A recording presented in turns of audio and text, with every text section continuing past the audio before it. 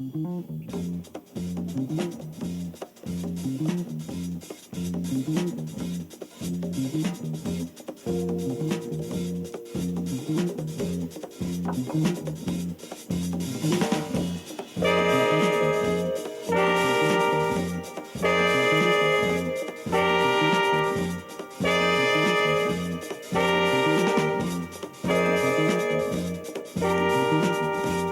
a mission given to me by Woody Shaw, Sunship, Dizzy, and John Kahn, dedicated to pursuing a piece of our cultural heritage through interviews with my music heroes, this is The Jake Feinberg Show. Welcome, everybody, inside the Brady Broadcasting Studio at 25 East Glen. This is The Jake Feinberg Show. So happy you could be part of the program today. I sit here today in the Brady Broadcasting Studio totally humbled. Humbled by the fact that my searching for authenticity has led me to an iconic figure. I really am awed by the fact that my guest was submerged in one of the greatest regional music scenes in our country's history, the Bay Area. The intermeshing of the ethnic fabric that is, should be, this country. That is something I have covered relentlessly on this program, but to hear someone speak of it so eloquently is a treat.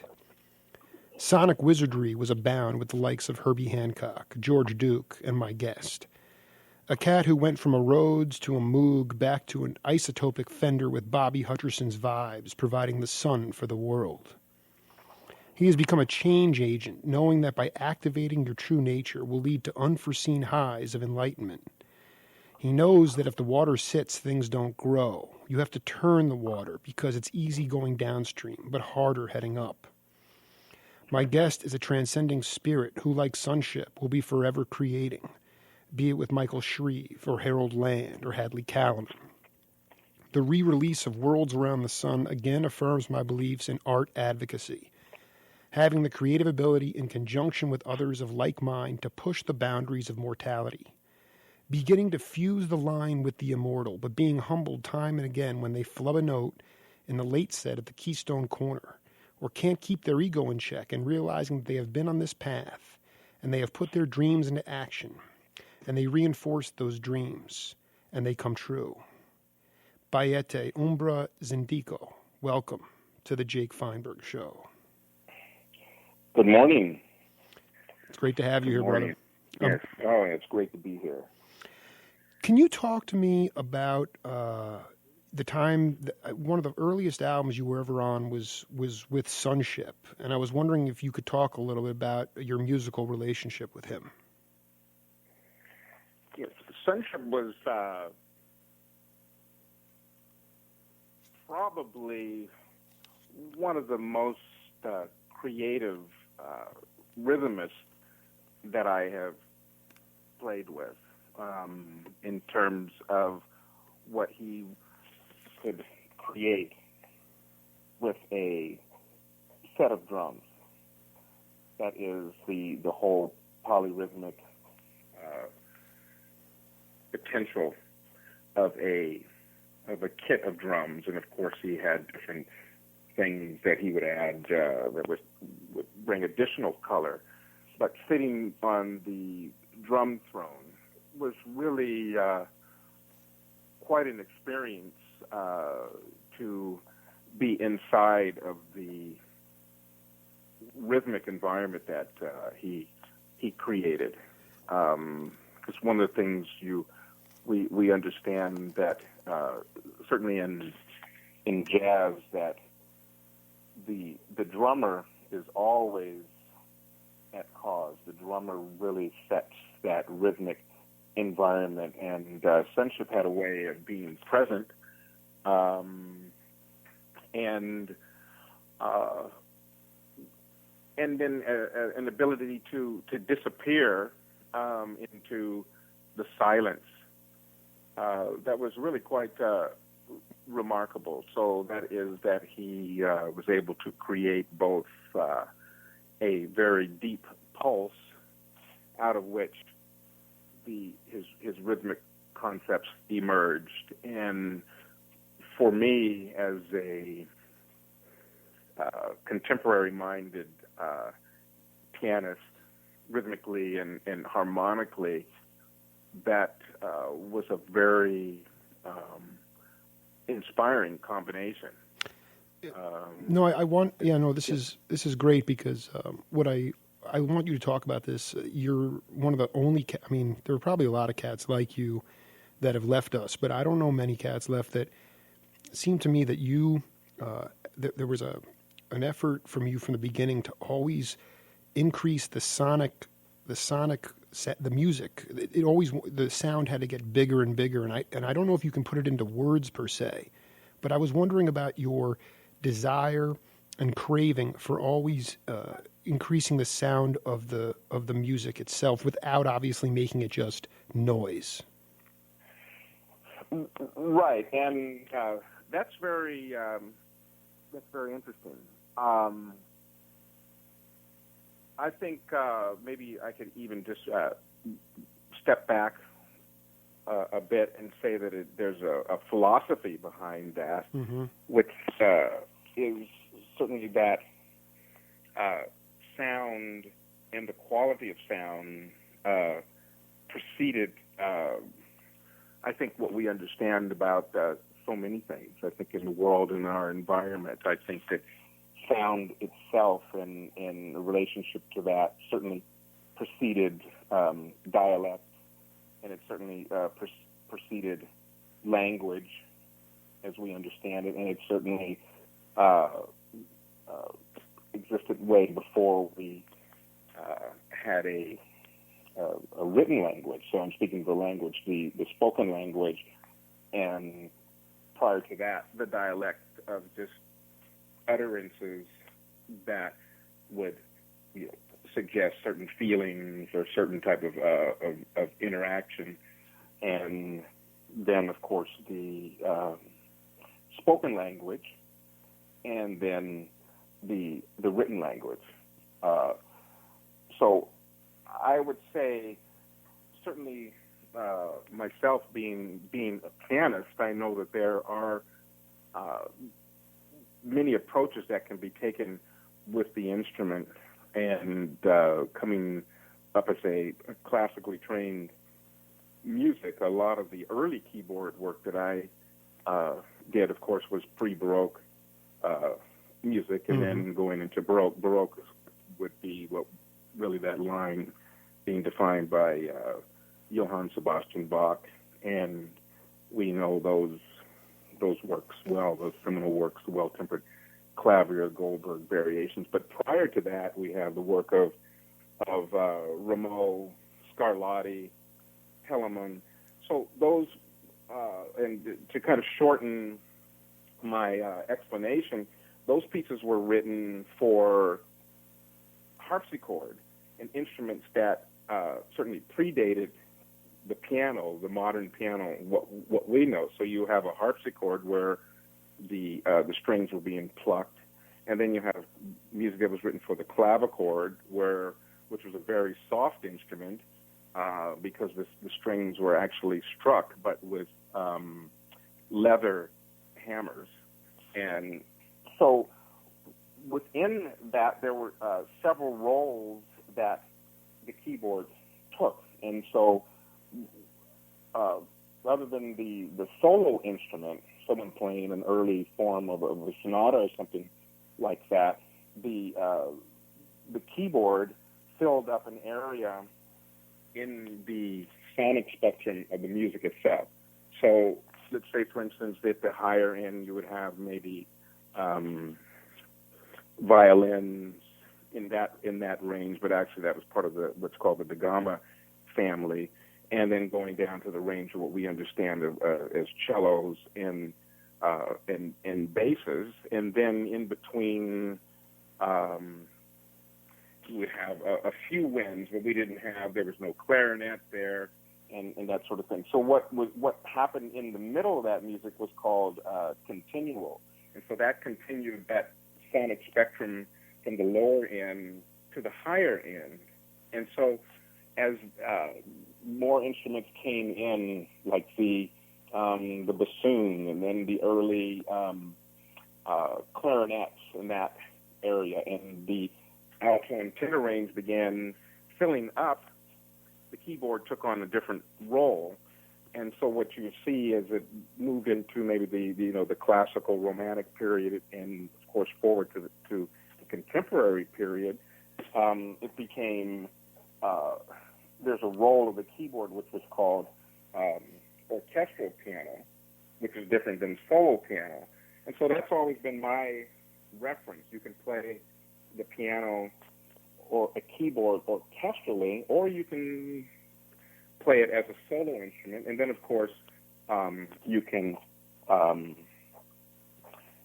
certainly how it's used, in the rhythm section, the jazz rhythm section. So I guess this is my orientation. I just have been aware of those different roles of the keyboard in ensemble. No, it's. I mean, I'm going to have to go back and listen to some of that. It's. I mean, as a non-musician, as a historian, I love it, but I'm not going to sit here and say that. I can sort of play some blues scales, but I wanted, Bayete, I wanted. But that's okay. Oh no, I'm not. Listen, listen. I'm having a ball. I mean, this is to me, this is about education, and I am. I guess I wanted to know from you. You talk about the sounds. Someone said it the other day. Even New York City back in the 40s and 50s, it was just quieter. Just a quieter place. There wasn't as many people. Wasn't as many trucks. Absolutely. So tell me about. I'm just so psyched that I can talk to you because some of the forefathers like Hadley and Harold Land are gone. But what were the sounds of San Francisco like in your ears? In my ears, there were quite a few sounds because it's certainly a seaside town, and it's on that side of the bay where the warmer air would blow westernly, usually at the latter part of the day. So there was fog, and with that, and it being a bay town and a shipping town, the air was always filled with foghorns, and they would come from a distance. That's a very, very deep memory. And then, of course, as you are closer to the water, you hear the sound of ship horns and tugboat horns. And then I hear the sounds of streetcars with metal wheels rolling, on rails. And then, of course, the clicking and the clanking of cable cars is very much in my mind. And then if we would think of that spectrum of the voice or maybe symbols, I would think of the weather, it being foggy and misty and slightly drizzly quite a bit. There were the sounds of the hissing of tires as cars would drive along these slightly dampened streets. And so those are very distinct memories to me. And certainly, and there were, it's also a church, is a very famous mission in San Francisco, Mission Dolores, which has to, certainly has everything to do with the Spanish roots of San Francisco. And so that you would have the chiming of the hour struck by the church bells. So that's a combination of sounds right there. And it wasn't, that's amazing. That's a very interesting, that's a sound portrait there that you've asked for. That's wonderful. Well, that's what, before we go any further, I want to throw in a piece of music here and we'll come back and talk about it, okay? Of course, surely.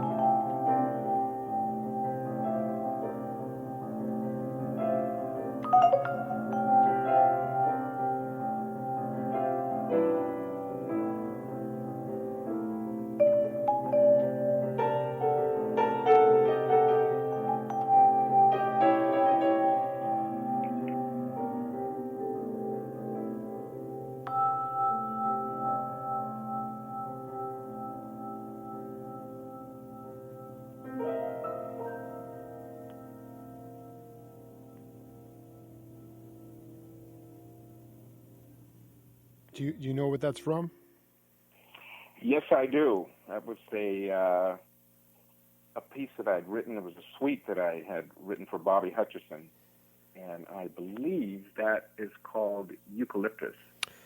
Yeah, the way it's been packaged now, it's at the source. At the source, right. That was the name of the suite, right. Exactly. And there were, yes. Tell me, yeah, go ahead. No, go ahead, please. It's quite fine, Jake. I'm sorry. I acquired this record head on, and I'm looking at it. You know, I love Bobby Hutchersons, all of his records, Blue Note stuff, but that really was more like straight ahead, soul jazz, whatever you want to say. And right. And this was like what you just portrayed, that palette of sounds of the Bay Area. And I'm not going to say that, but it was the resonance, it was the dynamic, it was the sonic nature, just the two of you playing there. And then it goes off into other things. It's the most, I sit there with my daughters, you know, listening to this stuff. And this is the stuff that needs to be heard today. And, you know, there was so much freedom. There was so much space. And I give you guys credit because it seems to me that it was your hope to be sophisticated, that it wasn't about pacification, that it was about sophistication. And I just want you to, as best you can, go back to that time when you were really writing so much at that point, all this expansive, I don't even know what I wouldn't call that jazz. I just call that amazing music. Yes, I think for me, jazz became it was a very important, it was a rite of passage for me, I think, because I was always drawn to the contemporary palette, and I've always had a view of music in the world that is beyond anyone's personal identity. And so I think when we think of that, we can certainly look at the idea of mythology, and we know that myths die hard. You know, especially creation myths about how certain things come into existence. And I think that we can.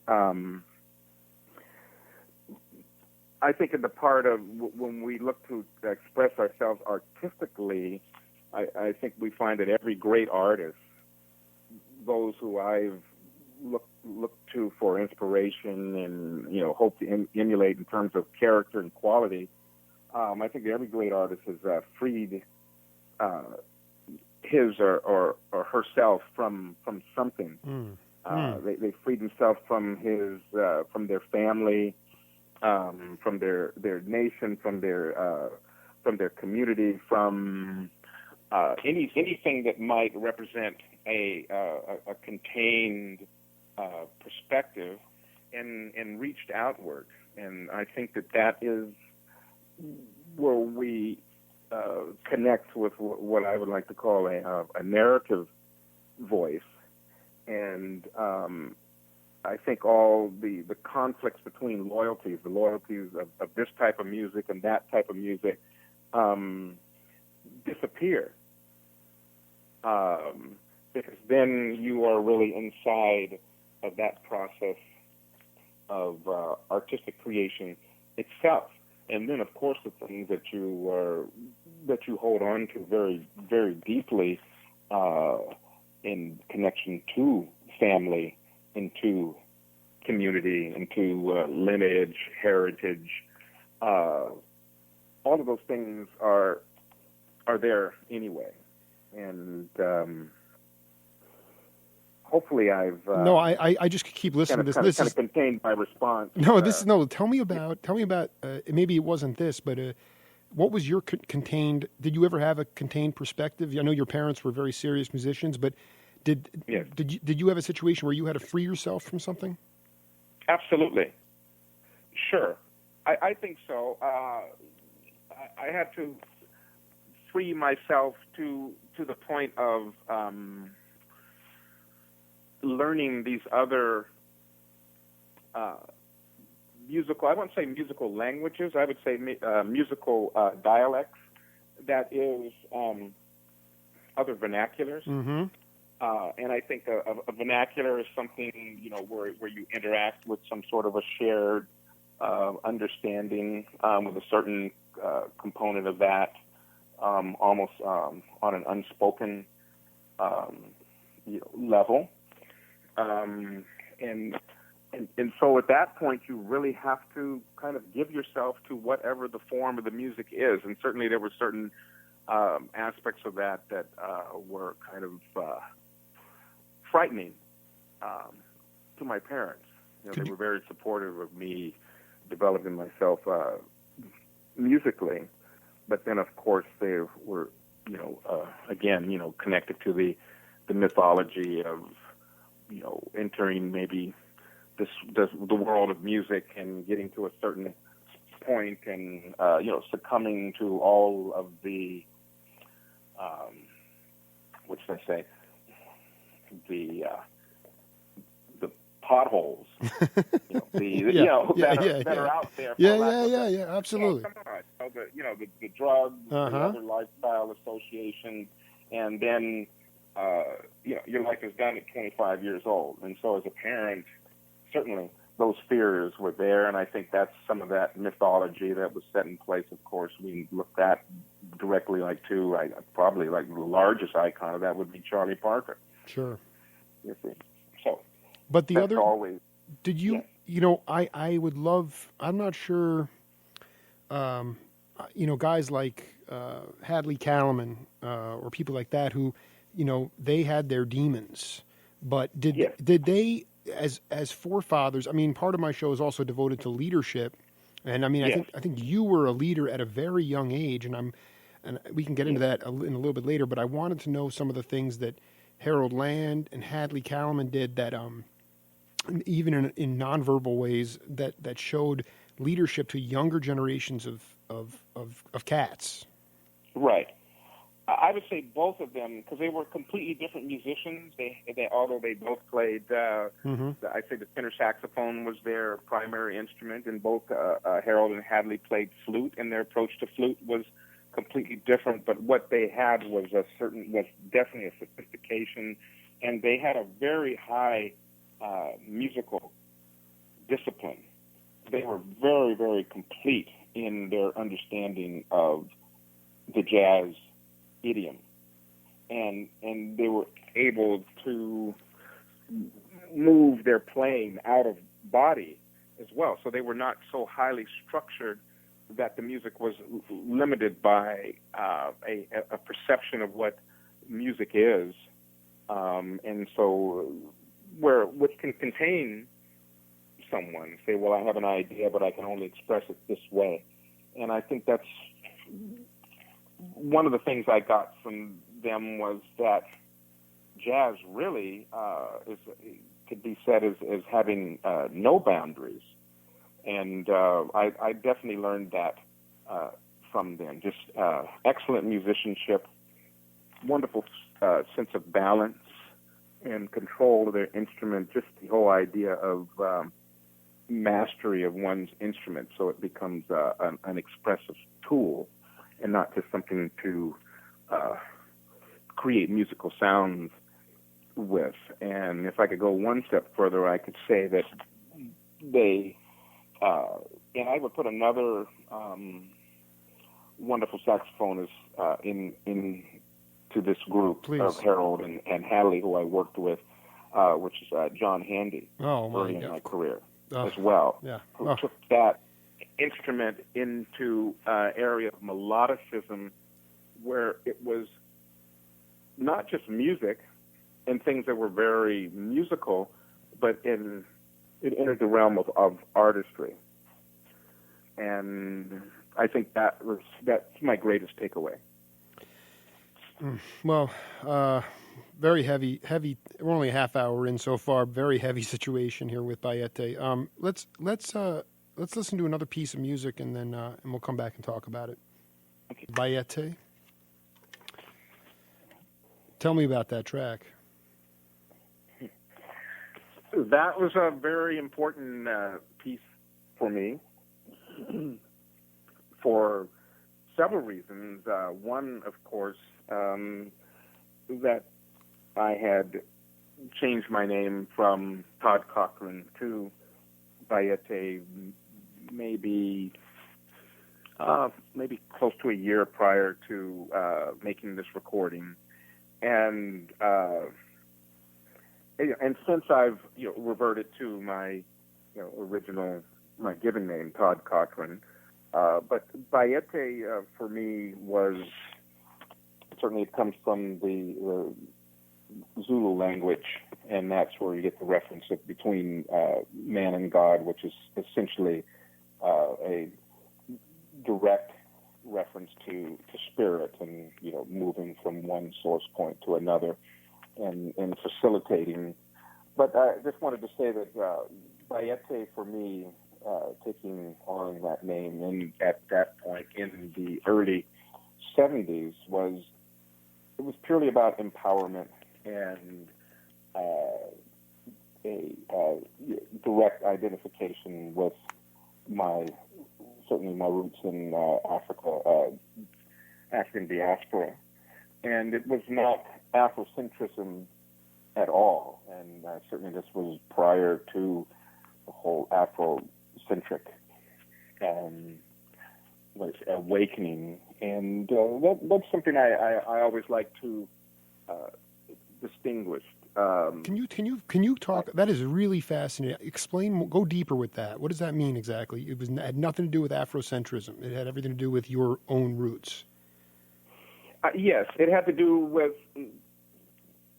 I think that we could definitely say, just as you had addressed and beautifully spoke earlier about that time in music, and certainly in that whole music culture that evolved and originated and emerged from San Francisco, the San Francisco Bay Area. And I think we'd like to look at that not as a renaissance, but a revolution of sorts in terms of where all of these elements were able to freely interact with each other. There was a very purposeful exchange of ideas that was occurring at that time, and there were many revolutions occurring in the San Francisco Bay Area, and I like to think we could characterize that time as a moment where we were all, I would say, the creatives, the people who were thinking creatively. So that's writers, poets, the dancers, rock musicians, the new pop music that was evolving, and certainly that of jazz. It was a moment where we were all looking at our relationships and society and race and allegiances differently.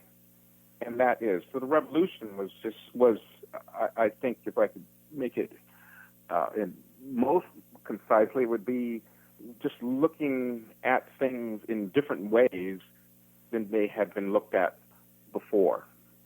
And just that in itself, just that shift, that ongoing shift of perspective, just brought in just waves of creativity as people were looking to express that to whatever form of expression they felt most comfortable representing themselves with. How do you account for the shift in consciousness amongst your peers, amongst the guys, all the creators, everyone we've talked to, everyone from Bobby to Herbie to Sunship? Absolutely. I mean, that's what I'm saying. What I'm getting at is, at 36, I'm saying the discourse and the consciousness level now is there's some sort of the magic is there, but there's some sort of like garbage or some sort of thing covering it, and there was nothing covering anything you were doing. It was so free, it was so open, and yet it was a real language. Why was there a language at that time so pertinent that I could feel it even though I wasn't even alive? Right. Okay, that's very interesting, because that language was there because I think there was a shared vernacular, and I think one of the things is the power language, and certainly the spoken word, words being spoken, had really been put into play. So I can give you one comparison would be that just the whole idea of Black Power, which is, we looked at with I think it was Stokely Carmichael, right, who really brought that forward. There was genius embedded in this terminology. The idea of Black Power was not to go out and physically destroy structures and people, and that it was certainly about empowerment. But for people coming in terms of that, in touch with that terminology, it just caused them. It was a jolt. It shifted their perspective. It was a huge dynamic to that, and I would compare that to what Mahatma Gandhi did there in India. Very interesting. Very interesting.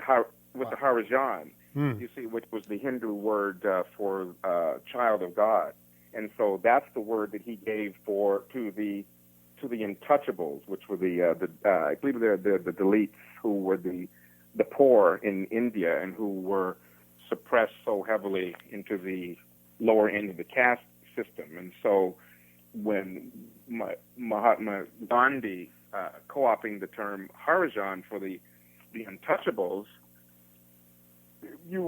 people were actually saying something was actually beautiful. The whole idea of, the child of God, when you say Harijan, and I think that was what was released in some of this key terminology that was so impactful. And that's just one aspect of it, because certainly the changes that were going on were inside changes, and there were so many just jolting events occurring, the marches and children being killed in church, and people being disallowed to go to school, and the National Guard having to be called out, for people who qualified, to go to certain colleges and universities. I mean, the resistance was that heavy, and so I think it really was so impactful that you really could not a veiled expression would be entirely inappropriate. And so I think it was a very, very natural response. I love the this idea.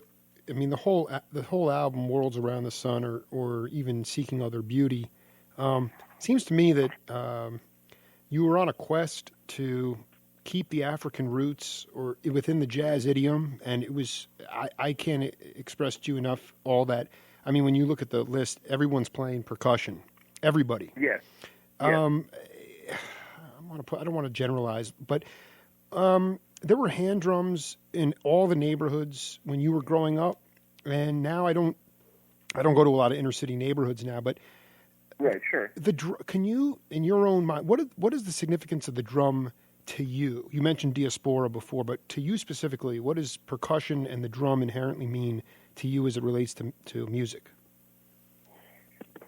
I think that the drum really speaks of pulse, and I think that it's pulse more so than even the actual rhythms itself, rhythmic patterns that people seek to experience and feel when they listen to music is the pulse.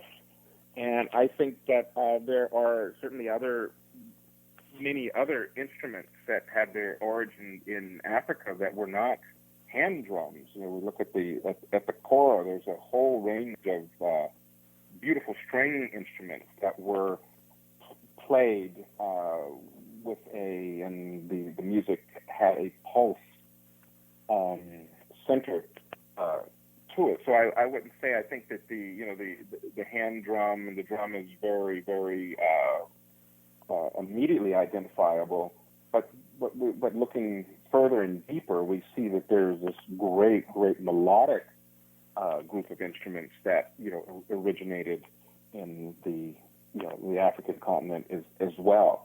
And so those two actually go together. And I think that with rhythm certainly the excitement comes from the tuning of those rhythmic instruments, and out of that comes this wonderful melodicism.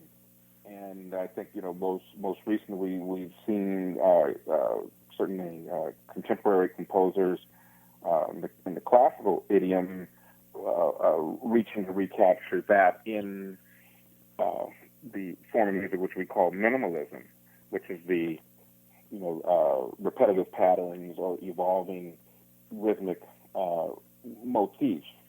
And so I think these are just very, very basic and core ideas and elements of music that will continue to be explored and expanded upon. Did you? It's very well said. I actually I would love you to hit me to some of these minimalist composers, because I love that. Just the track we played before. It's really just you're playing over just a couple of chords and you're soloing over that, and it's just so it's so hypnotic because there's real people playing the percussion. It's not electronic. I mean, that's the thing. That's right. And that's the part. That's the conundrum I face. Bayete is like, I don't want to go off on electronics completely because, I mean, whether it was you or Denny Zeitlin or George Duke, you guys were hauling apparatuses all over the place. Herbie, too. I mean, and there were synths and Moogs. Yeah, but it's like... And I really want to say that I loved Denny Zeitlin in that area. Dude, the guy's... Really, really very interesting pianist. Yeah. Did you see him at that time when you were making these albums at all? Yes, and actually I played with... I'm trying to remember... because I played with his drummer for some time, Oliver. I forget Oliver's last name. I lost touch with him. But he was a very interesting pianist. But I don't want to change the flow. Sure, of, no. It's okay. Were developing there, because that I know you were going somewhere. No, what I'm going that. But you mentioned Denny Zeitlin. What I was trying to say was like it's vexing to me because I'm saying there was this infusion of electronic instrumentation in right around the time that you made these prestige albums, and then it seemed like it was taken to this level where all of a sudden a human being, you mentioned pulse, human being wasn't needed to drive that pulse, and therefore there's no soul, there's no love. And I say to myself, how Absolutely. And that it almost makes me.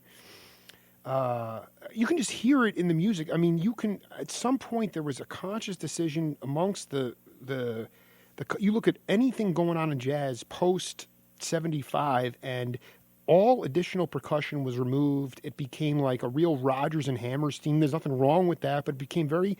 Right. All of a sudden, originality started to sort of, I just wonder how you were reacting when there was this huge, it was just like vessels of freedom with tugboats and lights and fog and all this. Talk to me about the live setting, playing live. Were you able to, did you feel that you were able to take the stuff that you made in the studio at that time and then go to the Both And or a club in Oakland, and did it translate over well, and was it received well by the audience itself?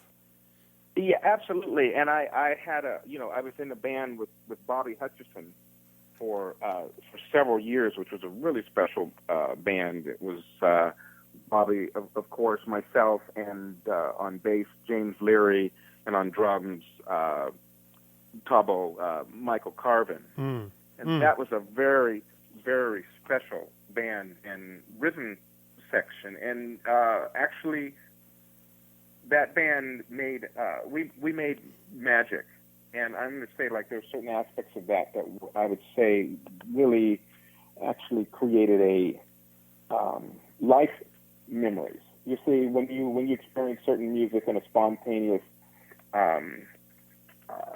setting, it leaves an impression. It leaves an imprint that you don't let go of, and so. I think as you proceed in your musical life, you will certainly always aspire to recreating that type of moment, not that exact event, but certainly, the character again and the quality and the experience of reaching a particular musical dynamic spontaneously. And I think what goes with that is a philosophy about music making itself, which goes back to what I was saying earlier, whereas a shared vernacular is very, very important. I think it's not unlike in the world of science. I think that someone with if you bring biology into astronomy and some of those what should I say? The crossing of perspectives and properties. Although we're dealing with certainly the elements of life itself, Mm-hmm. A shared language has got to be established, and I would again say that is those are the vocabularies, and I think that somehow we were able to agree upon those points within the vocabulary and then add upon them, and so that made it a very, very special time. And this is not unlike what was occurring in the world of what was happening in R&B at that time. That deep blues infusion, leading to what we understood as the rock movement. Certainly art rock, where certain stories were being told. The whole idea of the narrative that kind of directed the music making and the experience of that, and made it a conceptual immersion, so to speak. And I think when you enter that type of consciousness, great things can happen. And it really is. It's kind of hard to really theorize certain aspects of music making. It really, really is. I know I just wonder what it must have been like. I mean, that band, it was a quartet, Bobby Hutchersons' band, with Michael. I mean, there were you guys were playing all percussive instruments for the most. I mean, can you talk about that? I've never heard any. Are there any tapes of that? Any live tapes of that band? I mean, that to me sounds. Yeah, there probably are, but there are things like that. I mean, if you look at that, I mean, certainly that approach of putting instrument down and lifting, and going to the percussion and playing a pattern. I mean, that certainly has got roots in all sorts of ancient cultures, and so I think in a very natural way, we kind of entered the the potential of creativity by entering something very simplistically that communicated in a very, very broad way. And that's really quite special. And I think that when you talk about the disappearance of live playing of percussion and that sort of thing, I mean, that is the economy that we were introduced to with electronics, which allowed certainly people to enter a certain dimension of music making, perhaps a few steps away from authenticity. But No, it's spot on. I love that word. It's not. Yes. It's you can feel. You can feel when it's real, and you can feel when it's fake. Right. Yes. Absolutely. And right. I think that the other thing I needed to ask you is the idea of like there's this. You had a great relationship with Herbie Hancock and also Bobby, and you were really young. I mean, you were not even. I mean, the equivalent of like you were like a junior in college, and you were making. That's right. Yeah, I was 19. Yeah, I was. Right. I mean, and my like did they have it? I mean, because they wanted you to succeed, and you were already a leader. I mean, you were going into were these albums cut at Fantasy? Is that right? Yes. Yeah, I recorded there, and then we recorded some in Los Angeles, and I recorded in New York as well. I think that... No, my question, I want to ask you a question, though. The question is... Oh, yes, really, of course. Oh, go ahead. The question is, what was their advice to you to keep your head on Like, I mean, that's overwhelming to me because it wasn't like you were a leader and you were doing Stevie Wonder covers. I mean, you were doing original stuff. And how did they keep you? How did they keep your ego in check? Was it spiritual? Was it meditative? Was it all of the above? Take me through how those guys mentored you. Yes, they did. It was definitely spiritual. I think you see when many artists were able to somehow enter a certain area of creativity.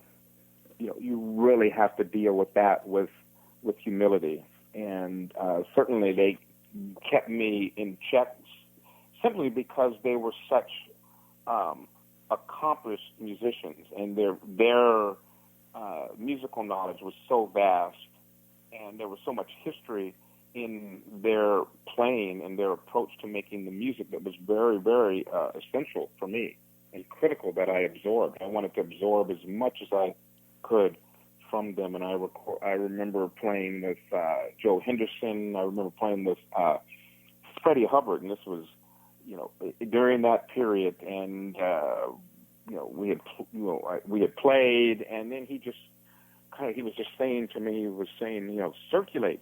That's what he was telling me, you know, which meant to play with as many people as you possibly could, which would certainly, you know, lead to me completing and expanding my musical palette. And so music is so infinite. We're always humbled by that next dimension of music. So we say this, you know, we can get inside this. I remember having a conversation with Yo-Yo Ma some years ago, and he was talking about how, you know, we can get inside of this, but then we're outside of this type of music. You know, we got inside this one, but but we're outside of this next wave of music. How do we enter that?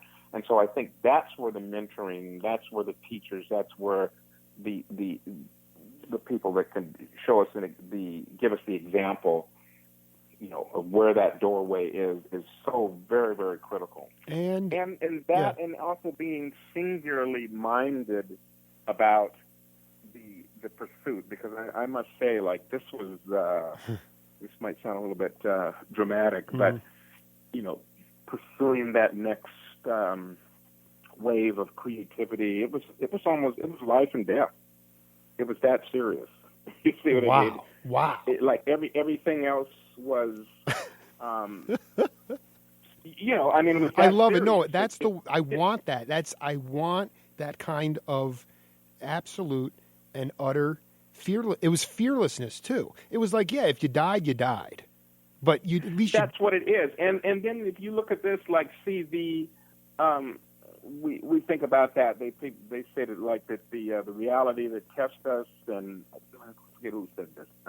You know, the myths that sustain us, and then it's the love that saves us. You see, and so that's very transformative.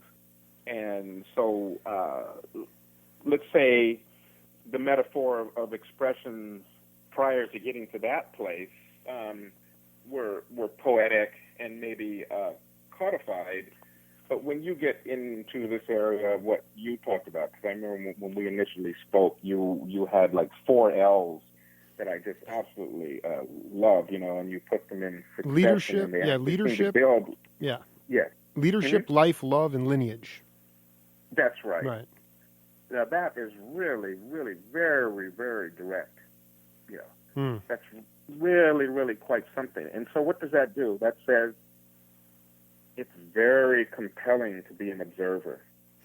And so at that point, you have to remove yourself. You have to get out of the way of yourself so you can really observe people, to feel people, feel what's going on inside, and how can you make a connection in a certain way where, because for me, it was never about the Todd Cochran story.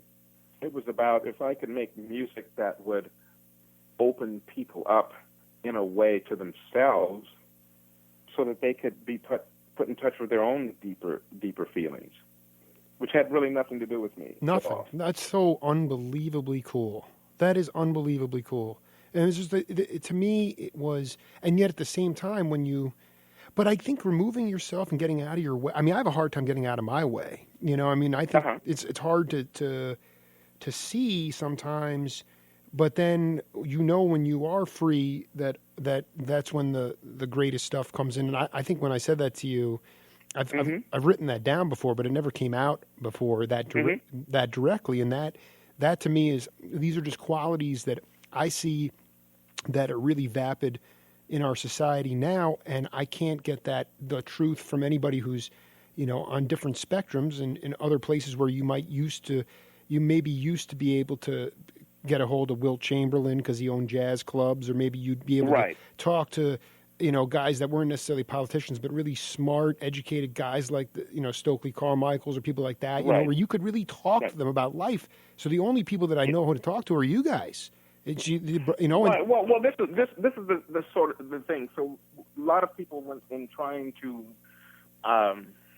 reframe or capture a perspective of what that time was, of course, we could say that the music that was produced was a soundtrack to a revolution. You see, because within that, of course, there were at one end of the spectrum there were the freedom songs and the freedom rides, but the other side of that was music that was overwhelmingly beautiful, and where any of these differentials disappeared. And I've always believed that where you experience beauty, wherever you experience beauty, truth exists.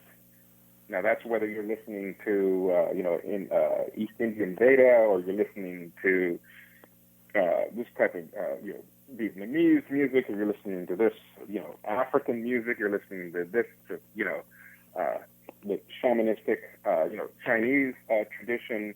There is truth there, and that opens up a lot of doors and for that personal freedom. And so I think we get there, then I think a lot of our hang-ups disappear. And I think that the music was not always seen from that perspective, because there's certainly music that people would classify as being discordant or violent, and even those that would say that the music provided like a knockout blow to inequality, or it was and something that allowed an identity transformation to occur, something like that. And I think that's really going to some level of sophistication that say, that's a reach to me. But certainly we've heard those explanations. We've heard all of that. You see, and I think that the artist's role is to capture the mood of a place and time, and to convey this as feeling in a language of feeling that's captivating. And we can spend a lifetime. Well, I want to tell you something, Bayete. This was an amazing first set. We're going to probably have to play a second set and maybe a late show third set. So, but let's we got a lot more to get to, and I'll be in touch with you to figure out a time to do set two. It was just that would be great. And I just one thing I just wanted to say. I love you. Calling me Bayete, I just for the longest I've been people know me as Todd. Yeah. And so, whatever you feel comfortable with, but I just wanted to share that with you because I had mentioned it a little bit earlier, and there's certainly no identity issues here. Well, I only say it because you're a wonderful conversationalist. You really are. Bless you, Todd. Thank you, Todd. And we'll get in touch for part two, my friend. Okay. All right. All right. I'll talk to you soon. Yep. Okay. Very good. Bye-bye. Thank you so much, Jake. Thank you, brother.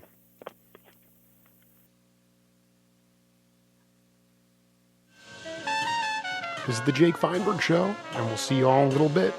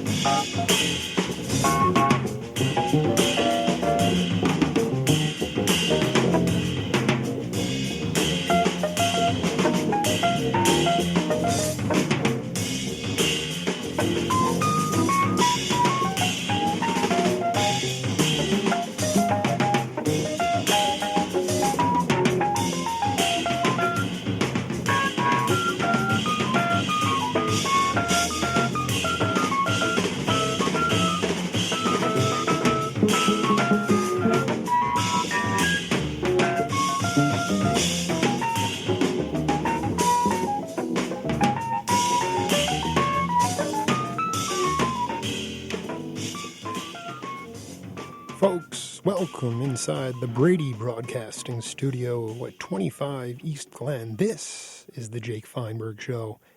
So happy you could be part of the program today. And we're joined again by Todd Cochran, who we just were listening to. Todd, such an honor. Welcome back, my friend. Yes, it's wonderful to be back. Did you tell me tell me? Do you can you peg that track? Vaguely. I was listening to the sound of the piano, and I'm trying to think. I've had so many Fender Rhodes pianos, and I had different, of course, different people set them up. Mm-hmm. And, actually I think of just like the physicality of that. Just what it felt like to play that keyboard. And I was actually listening like it was something new for me to hear.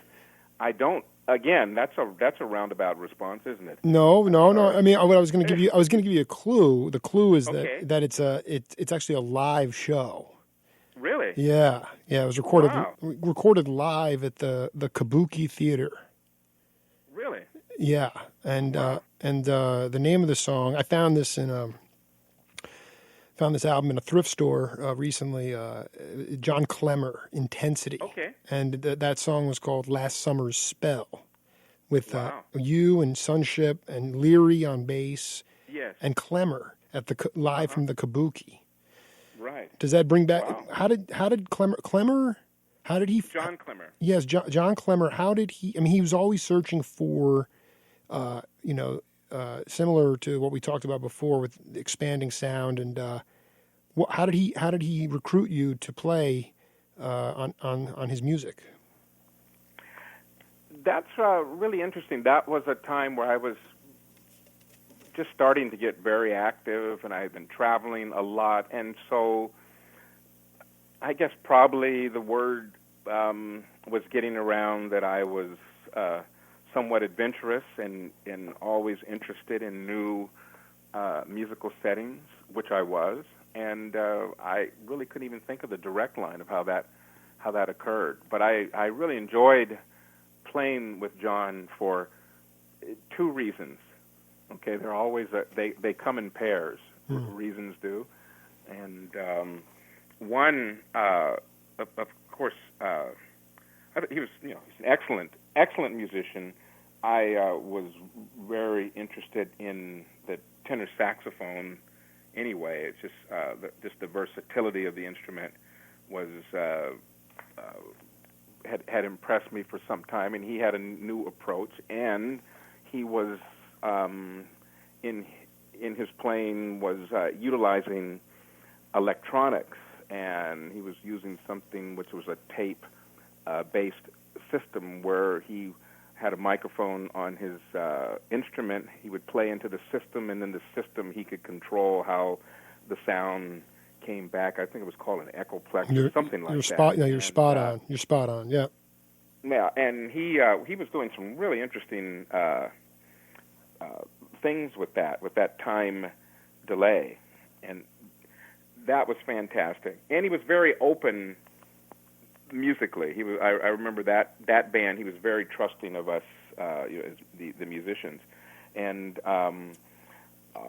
the other aspect of it was, I had moved into this health food consciousness, and the restaurants, and Sprouts, and these type of that type of palette based on health. And I guess there's a spiritual aspect to it as well. And let me tell you, John Clemmer's music was played in every health food restaurant in America. Wait, hold on. Okay.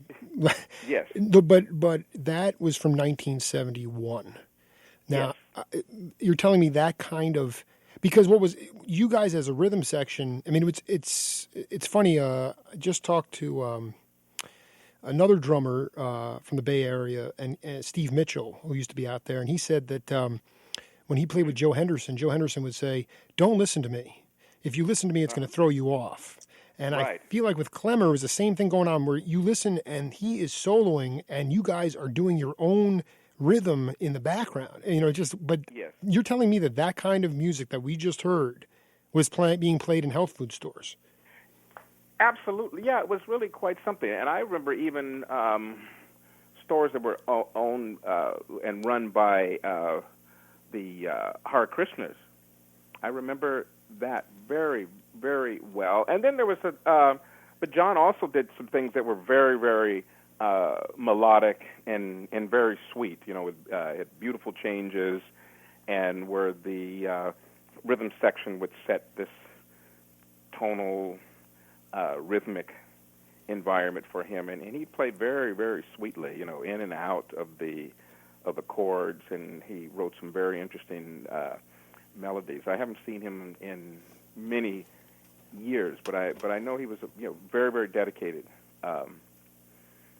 player. To see you guys playing with that ferocity in a club like the Kabuki Theater, which would bring in acoustic acts, and also, I mean, that stuff just opens the synapses of the brain for me. And I say, so with Clemmer, I read this, and he is a bit reclusive now. I don't know but he's a very passionate cat, and he said, the evolution of this through the 70s, and I think this is a really good place to start. It's like he said, he got a lot of flack for playing this visceral spiritual music that he was playing at this time. He got a lot of bad reviews for it, and he did a lot of live shows at the Ash Grove in Los Angeles, or with you guys at the Kabuki. So then he went towards this more pacification, more smooth jazz oriented, and they said it lacked any guts. So he's like, what am I supposed to do? I mean, remember I asked you that question off air, and you made this really amazing, told this amazing story about this painting, but it's kind of like when that period of time where you were with Clemmer and doing the other stuff that you were doing with your albums on Prestige, it was, it just seemed to me that it was a move towards openness, whereas as we moved through that decade and obviously into the 80s, things got a lot more confined. And I want to know so tell me about how you dealt with that spiritually, and actually if you were even aware that was happening. I mean, it's easy to look back now, but you tell me about what you thought. I think so. I think that when you are intensely creating music and looking for a certain place in discovery in music, you really don't have the opportunity to observe the environment that the music is going into, being delivered into precisely. And I think that those sort of things come from, the wonderful journalists and then / I think the historians got to put those things into context. But I think in terms of playing music and progressing with it, I think that's an expanding experience, and I think it really comes from one's personal curiosity that leads them to making connections. And naturally, as you make those connections, you evolve musically. And I think there were some areas of music that were defined almost, here's a word, accidentally. Mm-hmm. I think certain formations took shape accidentally, but then they were looked upon as something that could be isolated and explored more deeply. And I think from there, the natural response, certainly with the economics of the industry driving the exposure and exploitation of it, music became more and more compartmentalized. And so when you do things that are serving a particular market or a listener's taste and let's say openness to music are pretty much governed by research and statistics, what happens is that compartment becomes more and more narrow.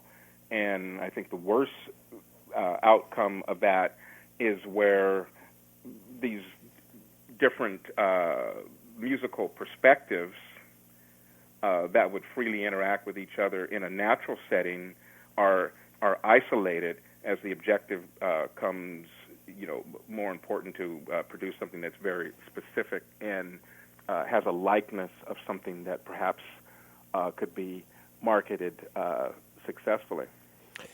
Do you you sent me that wonderful movie trailer about Missing Miles, and I yesterday in the span of 2 hours, I talked to both John McLaughlin and Billy Cobham, and they both continue to talk about how Miles plays roles in their lives. One of them called him a Zen master, and the other one said that he's still with them. But you tell me, I mean, that was a fascinating trailer. I will tell you, it was very cool to watch. But I want you to talk about your interactions with Miles and why we miss Miles, why the title and why we miss him today. Okay, that's very interesting. I first met Miles at he was playing at a club in San Francisco. I believe it was a both and it was in between sets, and he was resting his head on the bar. I mean, actually just in between sets, I guess, just in repose. And that's where I first met him, and so I have a real specific imprint from that. The piece Missing Miles came about through a very close friend of mine, Bob Watt, who's a French hornist, who was the assistant principal horn of the L.A. Philharmonic. And he had met Miles many years before. They used to ride horses together. I guess they both had horses, and that was in Malibu and this, that, and the other. And Miles was very interested in Bob's sound, and Miles would come to hear Bob perform with the L.A. Philharmonic, and he'd be there in the audience. And so they had quite a friendship, and of course, Miles would cook for him, and I think you would enjoy the film. So the piece Missing Miles came about after my friend Bob Watt's mother had passed away, and he commissioned me to write this piece. And in remembrance of his mother, he was also thinking about this relationship with Miles, and so that became the title. And so it's Missing Miles, which is an ode to a painter in sound. And so it started with one movement, and then it expanded to three. And what was really fantastic, after I finished the piece, a short film was made of the piece, Missing Miles, and that's been in a number of film festivals. And that'd be something I'd like to share with you at some point. Also, no, and, yeah, go ahead. But the idea of channeling Miles not on the trumpet, but on a wind instrument, and in a very masculine, strong, but tender and emotional way was my objective, and so that's what Bob really was able to achieve. I mean, he's a master player, and actually his autobiography was going to be released in I believe early fall. Bob was actually the first African American horn player in the American Symphony. Yeah, I want to get to that cat too, man. That guy he's a serious player. What was the idea with the beach motif? Was that because of Malibu? To me, it was like to see you on a big piano on the sand was awesome. But what was that about? Yeah, I have a story connected to that as well. Go ahead. I think as you see when you see the film, it was basically the maybe say the subtext of that was evolution, of course. If we see that we have our emergence ultimately coming from the sea, and at the end of the short film, you see the image, and he's returning to the sea, the footprints, and then you see the waves and the foam, surrounding the bell of his trumpet. Mm-hmm. And so that was it, and I'll never forget. It was something we had. It was shot on the beach, actually in Newport Beach, and we had gone to this. They had the crew, this whole of getting the piano out there at the beach, and then of course it had to be filmed at the right time because you see where the sun is. And I'll never forget and of course the police came. Of course. And it was so the director, of course, and producer, they were just going for the binder to show the permit, like you have to have a permit to shoot on these things, and they did not even ask for the permit. They just wanted to know how did you get this piano out here? Yeah, that was a big piano. And they actually, can you imagine that? Yeah, the police they wanted to help. They wanted to just stick around. It was so that's interesting that you picked up the piano on the beach.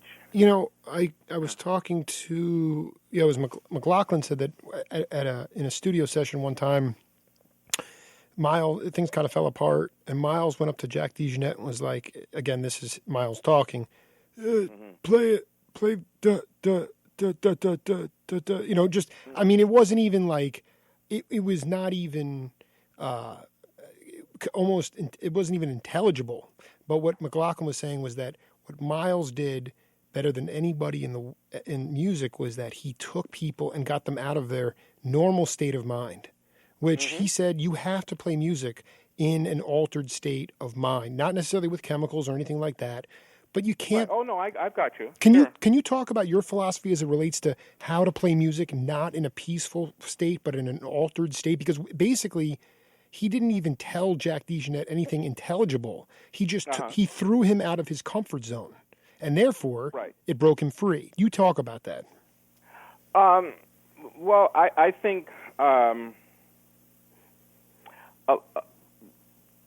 first step of that is. Okay, what is this story really about? What is that is being said with this piece of music? What is the role of the instrumentalist in this piece of music? That's the first step. And the second, I would say, you show, but don't tell. You see? You don't need to set all of the focal points within it, but you show where that player might place those focal points. And so that's a highly imaginative place to preconceive music. And I think that is that's the brush stroke that Miles used. So the canvas was prepared. This is the stroke of the brush. You colorize it. You bring your emotion. You bring your experience to that stroke. And that is really very special, because that places you in the moment. It places you in the state of spontaneity, and it causes you to get outside of yourself, because you really have to imagine what it is, the sound that you're going to produce, or the silence that you're going to hold while you're participating in this process. Did your parents do anything like that with you growing up? I mean, I know they were more classically trained, but yes. Well, they love jazz. Mm-hmm. They and they love the jazz masters of course, Duke, Count Basie, Oscar Peterson. Oh no, that was definitely in the the atmosphere of the home as well. But I think that is the whole idea of show and not tell is that's a pretty big metaphor, because you think about you can ask questions, but they're not always answers for every question. But the fact that that question was raised and that perspective was brought into whatever the conversation is creates a response. So you have interacted around the question itself, and that's really, I think that's a beautiful way of looking at the world, where we are observing, but we don't have to judge or become opinionated. And I think that just that in itself, it really increases your knowledge base, and it certainly expands the references that you might have accumulated over the course of your musical life or any other type of creative pursuit that you've had. Do you were you aware of how much the mafia, the mob, helped jazz music, or in general, how much it was involved in the San Francisco area? I only asked that because I had a pretty profound interview with John Hendricks last week, and he basically said that the Sicilians came from Africa, and so the rhythms were embedded in their ancestral home. They came to New Orleans, they recognized the music, and and what John Hendricks said, and pardon me if this offends you, he goes the Sicilians, they didn't treat us like niggers. They treated us like real people with a real credit. Louis Armstrong said there would be no jazz in this country without the Sicilians. And I wanted to get your that was just, to me, I transcribed the quote. It kind of blew my head open a little bit, but I wanted to talk to you about I remember talking to cats like Ed Neumeister, and they'd be playing strip clubs with they'd be playing 20-minute jams while the girls were gyrating. I'm like, this is the most phenomenally but it was mob controlled. I'm just wondering how much of that presence you felt, or were you aware of it, and do you concur with Hendrix's assertion? I would I think from a historical aspect, I could not question that, because it certainly was about work. Certainly a place where you played, where you were performing regularly, and you could refine your art and your craft. And I think that certainly where there is money and financing, people will be attracted to to an art form, music that is rendered at the highest level. So I think that's just one of the laws of money. There were some things that certainly were not proportionate within that exchange, but I think I wouldn't question it. I wouldn't argue it. I think that people are always attracted to the highest form of something that brings pleasure, regardless.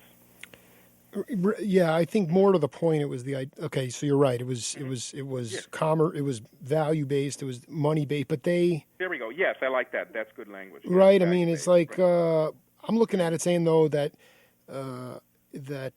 those cats gave. I think that's what John's larger point was, that when he grew up in Toledo, him and Art Tatum and him had a chance to play 6 nights a week, and that's how they got careers, was because of these guys. You know what I'm saying? Like, that is profound. When you think back... That's what I mean, just being able to do things like that. So you think about that in terms of today. Where is that training Thank you.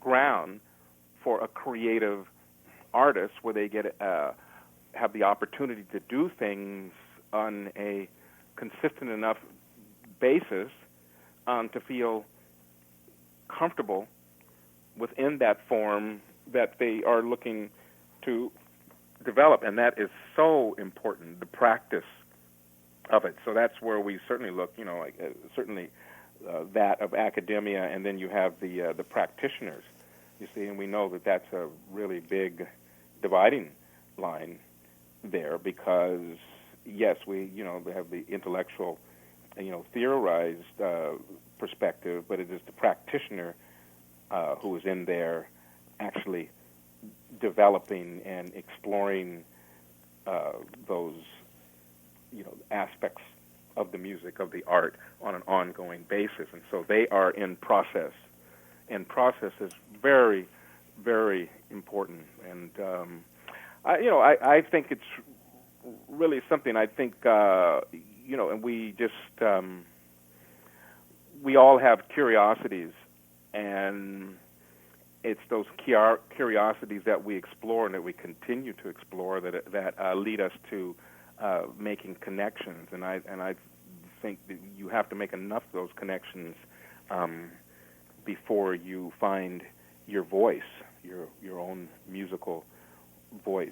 And so I think anything that led to that occurring in this very important art form is significant.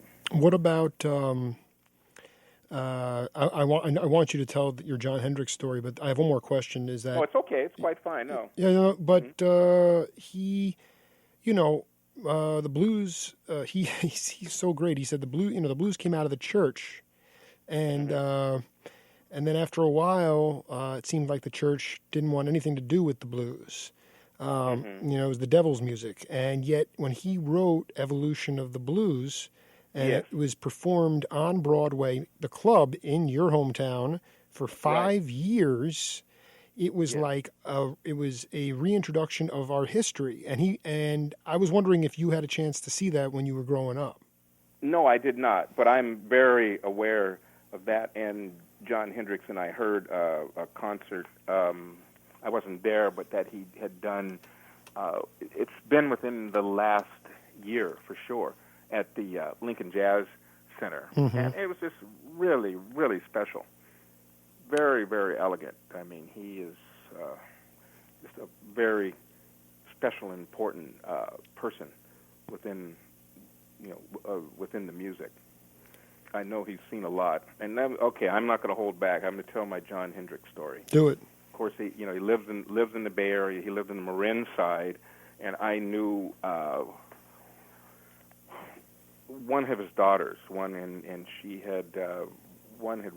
had been living in London and had recently come back to the San Francisco Bay Area, and I'll never forget, being at his house several times, and actually one of the daughters was in part of a singing group of women. And but my story is this: John would go away and go on the road, and he would have his daughters at home, and apparently he could not, control their use of the telephone, because there used to be toll calls and all this long distance charges. Sure. This is the only place I've ever seen it. John Hendricks had a payphone in the kitchen of his house, and would have the other phones turned off when he would go on the road. I have never it makes me laugh. Huh? That's unbelievably classic. Oh my God. That's right. That's how he handled it. Oh, I feel like maybe so they'd had to have a roll of dimes and quarters, I guess, and that was it. So he wasn't dealing with So that's how he dealt with phone charges. So, oh, that's great. That's so great. Yes. There was so much.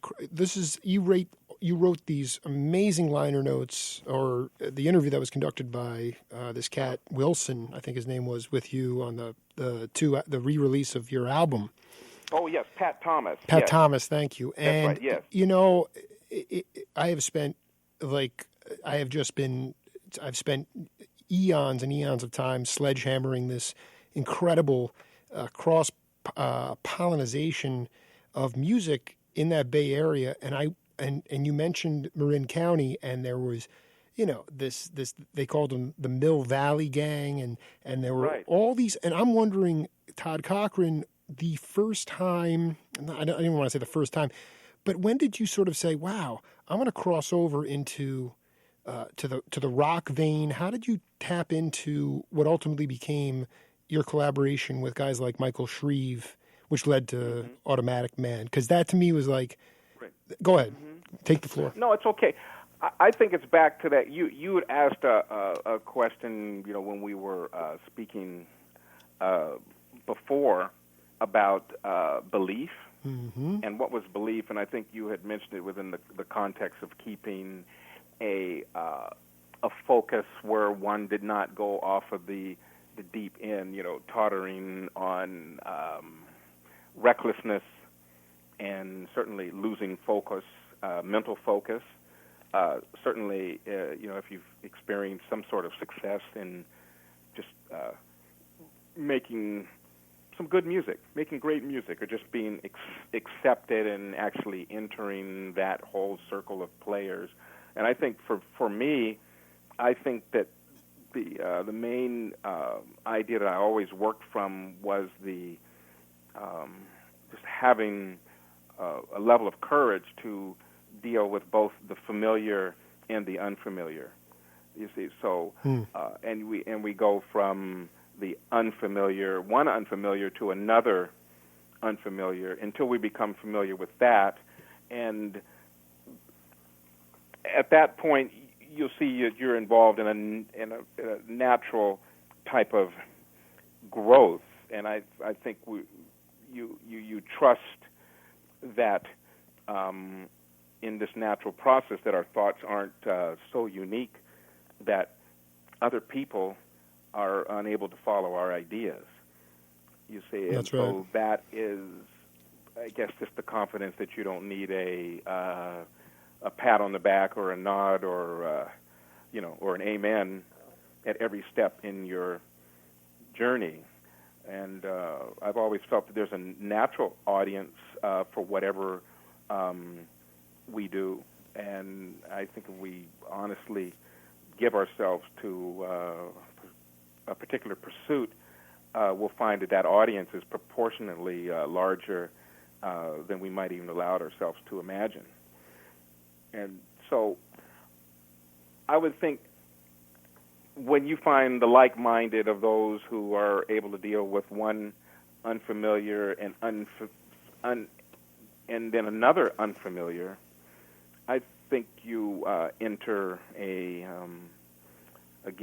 for maybe a lack of a better way to express it, but at least it's an image that we could, share, is you enter the village, and that village is a microcosm of something that exists in other places and in other forms and in other people that live in other parts of this country, other parts of the world, have had different childhood experiences, and so I think, okay, so that's great. We make that discovery, and then we realize that we are all wired instinctively.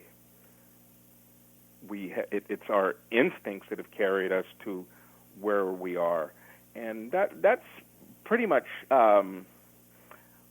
what I felt. I played free jazz for a while, which was I was experimenting, and I was doing that primarily within the reaches of the jazz vernacular.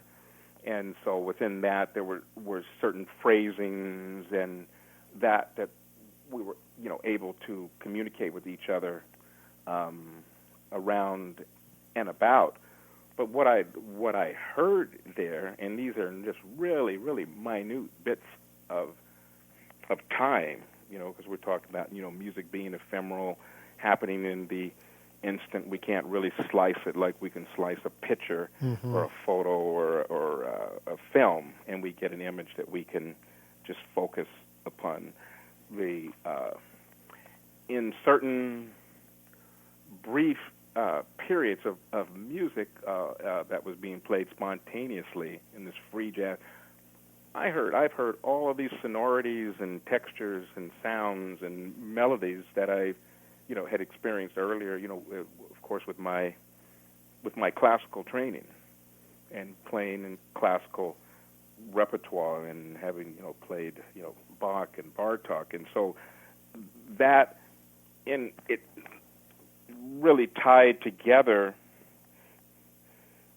a lot of ideas about how music was produced and how it occurred. And then you're talking about the Bay Area. There were people that were improvising there as well. Probably like the most well-known would be the Grateful Dead. They were doing improvisatory thing around a melody in these extended pieces. And then, of course, was improvisation around blues bands. And then there was a dimension of improvisation around funk and funk rhythms. And so I think you get to the point where you understand that that all of the universe is a rhythm. And we just have to figure out where to place ourselves within that, and there's really nothing there's nothing permanent with to that experience. And so I guess that's something that I gravitated towards. How did you what was the brainchild behind Automatic Man? I mean, did you meet Michael Shreve at that point? Or how did you meet him? Yes, well, I had been playing some of the music that was on the first Automatic Man album with a band that I had, and I was just simply going by Bayete. What was the band? I was playing that in San Francisco, in concerts, some other, places I'd go out. And actually, one of the things that I was really thinking about at that time was to communicate in a way that I was seeing some of these other artists working in different genres, how they were reaching people at an emotional level with language and a certain type of simplicity in communication that was often missing with jazz artists. And so I would say the obvious within that was the development of what we understood as what they called fusion. You see, the fusion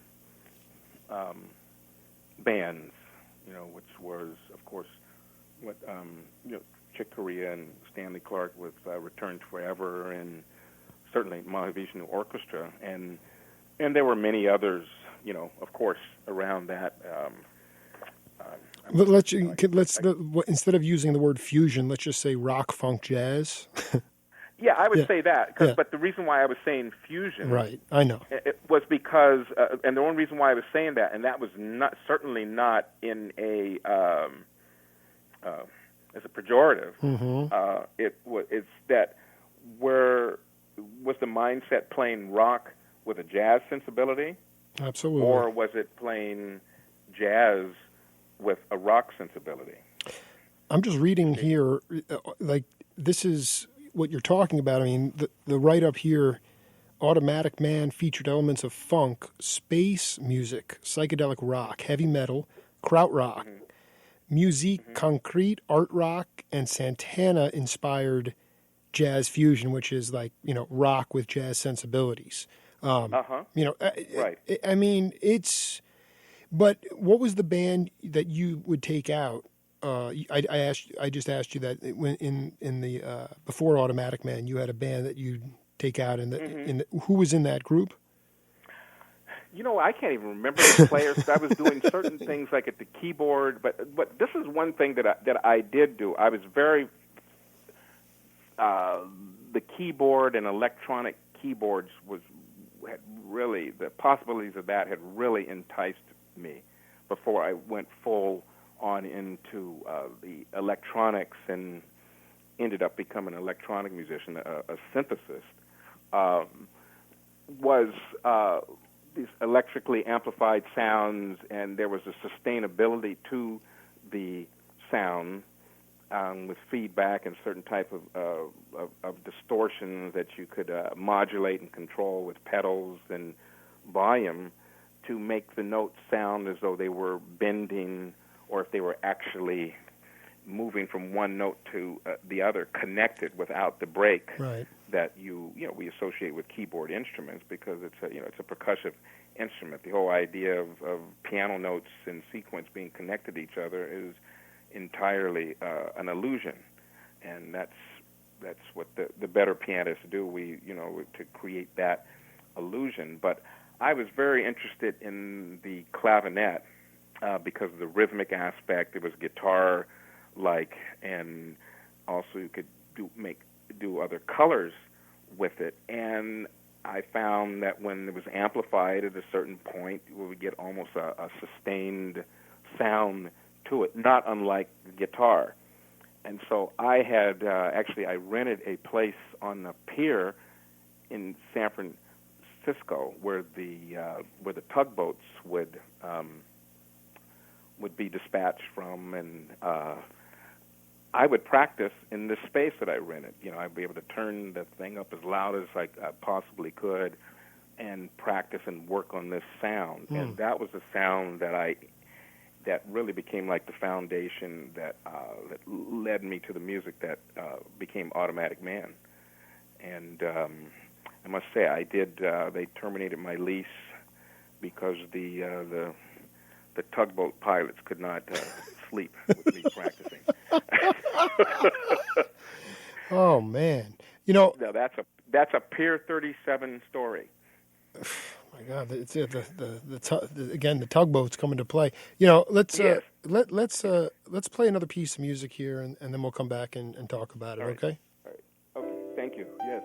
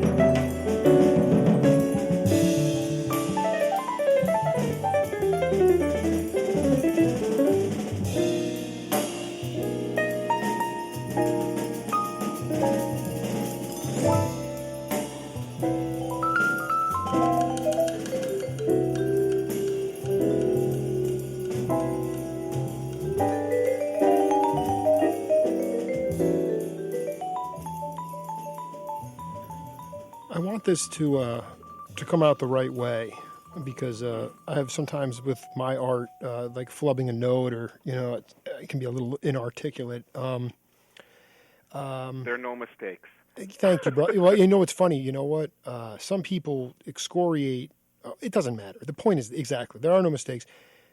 In your mind, what is the idea behind the African roots in music? Meaning,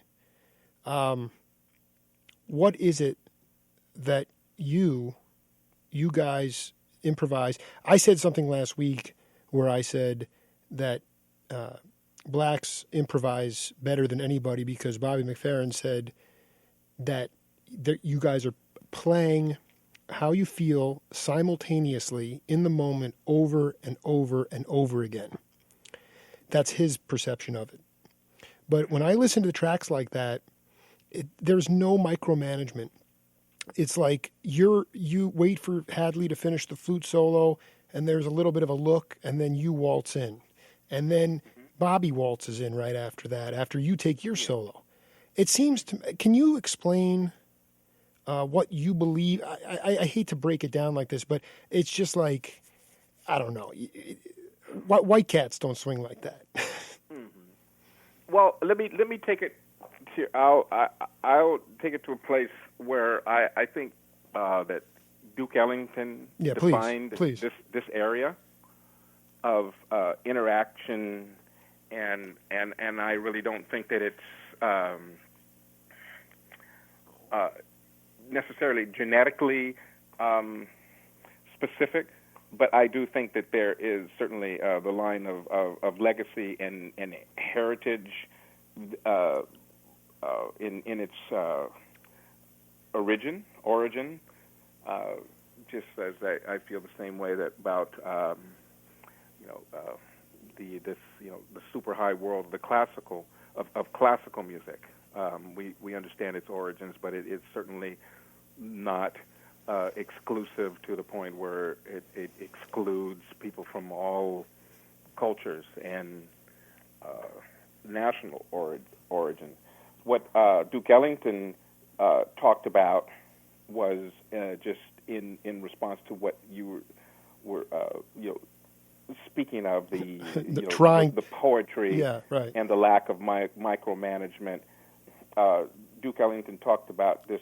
It was in his autobiography. He talks about the city of jazz, and he talks about the names of the streets in the city of jazz. This is something that he completely visualized, fictitious, and there you have the founders of the music, and the streets are named after these founders, and then they come together and they have conversations and elevate each other, and that process is the ultimate in the definition of a democratic environment and setting. So that's really quite interesting. So that means what? There's an idea, there's a theme, there's commentary, there's opinion, there's agreement,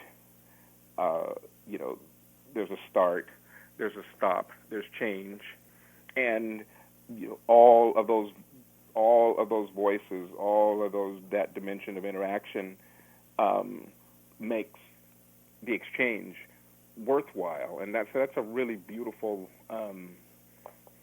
place to think about.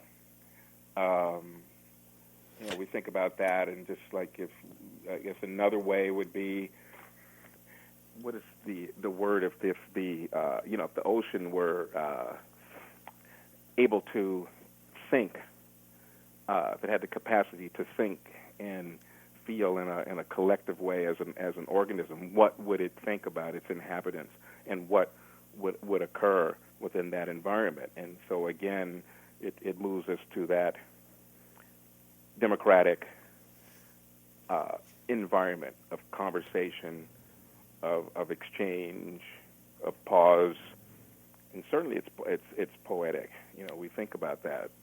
There's beauty, there's questions, and that sort of thing. And so this is really being acted out, and it feels like you said the waltz. Yes, it is a dance, and right. And I think that really is a model. And I mean, there's sort of a lot of that's a very, very interesting. I want to be clear. Subject I think there's a. I've ginned up some real controversy, and I want to be clear. Everybody across all lines can improvise. I just think that the African improvisation is it's more visceral and it's more to the truth than anybody else. I want to switch what you just talked about. That's very interesting. The democratic dialogue. Could you? Are there comparisons to Angela Davis in the sense of what she was trying to do from a sociological standpoint, from a political standpoint? I wasn't alive for the movement, but you wrote a song. Are there overlaps into what you were talking about as far as a dialogue is concerned, with what she was trying to do in Oakland yes. during the 60s? Right. Well, I think that she was very unusual. Angela Davis was because, of course, she was a very educated person. She was a very educated woman. She was a very educated black woman, and she spoke from a perspective that had been informed by this unique knowledge base of. I don't know what her. I'm sure she's a political science, but I don't know exactly what she's studying. I knew that she was a doctor. She had a PhD right. Within it, and so she represented this strong individual female voice. I think she was the precursor to what Maya Angelou captured. I think in that very famous poem of hers, "Phenomenal Woman," mm-hmm. That is an ideologue embodied in the image of a woman that is inspirational and is capable of leadership and is had the tools to nurture along with that leadership. That's what I think really distinguished her. Did you think that the messages that she was trying to convey were not authentically presented by, or that it was a disservice to what she was really trying to do based on what our media or what our public safety people or however they wanted to characterize? Absolutely, sure it was. Yeah. I think certainly she was propagandized because there was certainly a feeling of unknowing and uncertainty in terms of just some kind of just like out, full on chaos and lack of order. That's what I think. I think really that there would be like some sort of, just horrible public uprising where the social dynamics as we need them to be with certainty and security and safety, we're all going to be challenged. And certainly with her intellectual base, that made her even more of a threat. Right. This is very, very clever yeah. people who were thinkers, and so they had maybe different devices, in terms of the art of warfare or whatever that is. And I'm not talking about warfare in terms of being, in the street with guns and burning places down, but I'm talking about just the art of coercion and shifting mindsets, which was certainly a major issue in America. Well, we have we did not get to some more things that I was hoping to get to. It was a wonderful set too, but I think we're going to need to do another set. But I really enjoyed this. You have a very, very interesting line of thinking. And I think that, what we see is that, but this is the thing I think about, there are intersecting lines, Yep. but there are no straight lines, you see. That's it. And so that's really, a very accurate, way. That's a very, real intelligent way to have this type of discussion. Absolutely. Because we know what the music is, and I think there's one thing I would want to say in terms of what you mentioned about the Africanized concept of improvisation, as Yeah, go ahead. Black American musicians have developed it. I think that it really the deeper part of it is relating to a tone language, and tone language. There are certainly several spoken languages that are tone language. Such as the Chinese language is a tone language. The Zulu language, in African dialects of Zulu, is a tone language. That's where the changes in the tone of words indicate different meanings. The tonal variation distinguish words and phrases that actually might sound the same, but the delivery of them gives it different meaning. I know exactly what you're talking about. That otherwise would sound alike. Yeah, no, the Yo-Yo Ma McFerrin said that in Africa, he asked the preacher, I'm not going to do, you know what, I don't want to rush through this. This is kind of at the core of what my whole thesis. That's okay. That's great. Sure. I'm going to go get that quote, and I'll hit you back later tonight. But thank you again, man. Okay, thank you very much. It's all wonderful. We'll keep building on it, my man. Yeah, you're gonna send me back to the music table. Right on, brother. Hey, I'll talk to you soon, Todd. About 15 minutes. I do appreciate it. Thank you very much, Jake. All right, now I'll talk to you soon, brother. We'll speak soon. All okay, right. Bye-bye. This is the Jake Feinberg Show, and we'll see you all in a little bit.